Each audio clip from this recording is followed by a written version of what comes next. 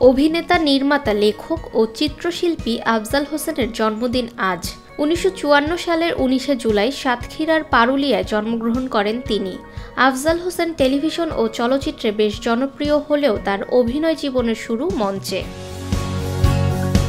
তার অভিনীত বেশ কিছু নাটক আজও মাইলফলক হিসেবে দর্শক হৃদয়ে স্থান করে আছে। নিখোঁজ সংবাদ, বহুব্রী, কোথাও কেউ নেই এসব নাটকে তার আবেগময় ও প্রাণবন্ত অভিনয় আজও মানুষ স্মরণ করে। ১৯৮০-র দশকে তিনি টিভি নাটকের রোমান্টিক হিরো রূপে প্রতিষ্ঠিত হন। পাশাপাশি চলচ্চিত্রেও রেখেছেন মুগ্ধতার ছাপ। দুই জীবন, নতুন বউ, পালাবি কোথায় এর মতো জনপ্রিয় ছবিতে অনবদ্য অভিনয় দর্শককে আজও মুগ্ধ করে।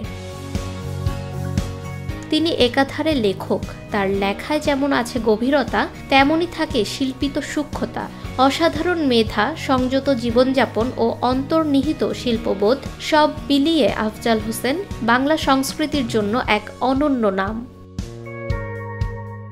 ফাহমিদা বিনতে আনোয়ার, নিরপেক্ষ।